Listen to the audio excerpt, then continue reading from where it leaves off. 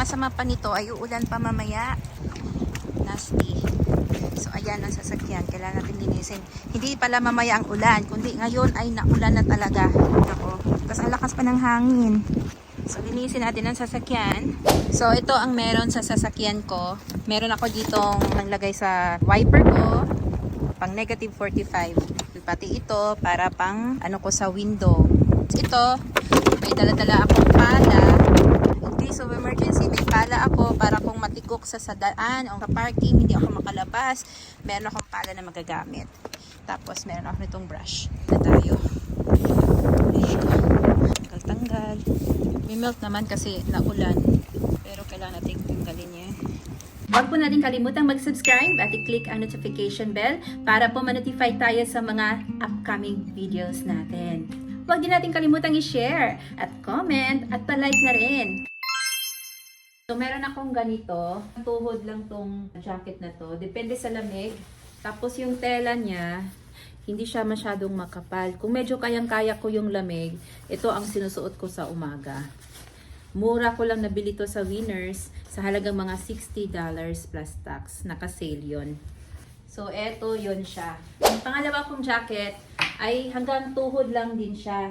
Nabili ko to 3 years ago sa Hollister. Ay, eto siya. Medyo mahaba yung shoulder, kaya tinupi ko na lang siya. Meron pong mga feathers to. Tinanggal ko na lang po kasi pag nagda-drive ako, pag lumilingon akong ganon, hindi ko nakikita yung likod.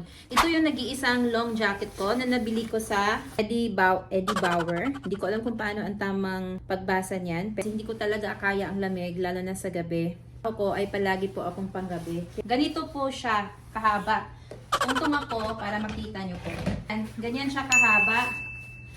Ayan. Fluffy siya.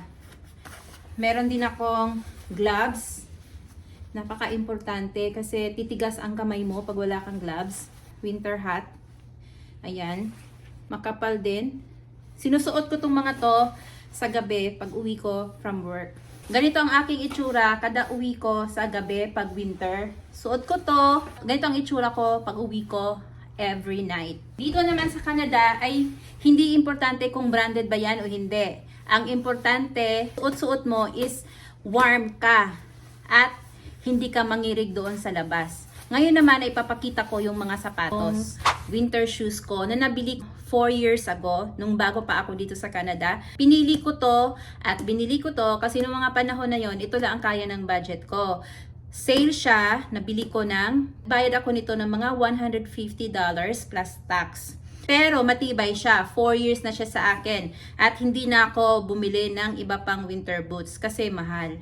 Pwede ko pa namang gamitin to. Pag bumibili po ako ng mga winter gears ko, hindi ko po iniisip kung fashion ba ako, ganyan. Hindi ko po iniisip yon kasi nagtitipid po ako. Pwede naman po makipagpaligsahan ka sa mga fashion na yan kung may extra money ka. Pero para sa akin po, si single parent po ako at nagtitipid po ako dahil marami pong gastusin dito sa Canada, ay isa lang po ang aking winter boots. Brand niya is HH.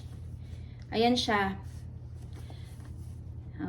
Suot-suot ko to pagka medyo heavy yung snow. 4 years na siya sa akin at hindi na ako bumili ng iba pang winter boots. Hindi ka madudulas gawa ng sobrang kapal ng ano niya.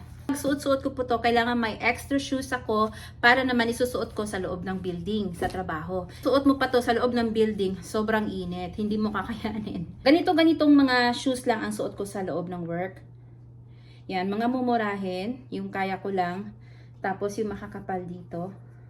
Yan, para hindi ka madulas. Tapos meron pa akong isang shoes na pang winter. Ito ay hindi advisable kung madulas ang daan. Wala siyang spike.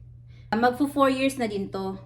Bali yung winter shoes ko, dalawa lang talaga, walang iba. Ito siya at ito. Tapos dito sa sasakyan may dala-dala akong scarf ito. Tapos ginawa kong kumot. Dala-dala ko yan. Tapos extra gloves. Ayan, extra gloves ko. Ang nangyari sa scarf ay nilagay ko dyan sa lap ko para warm ka agad. Kasi pagpasok mo na sa sasakyan, lamig, sobrang lamig. Kaya nilagay ko yung scarf dito sa aking lap.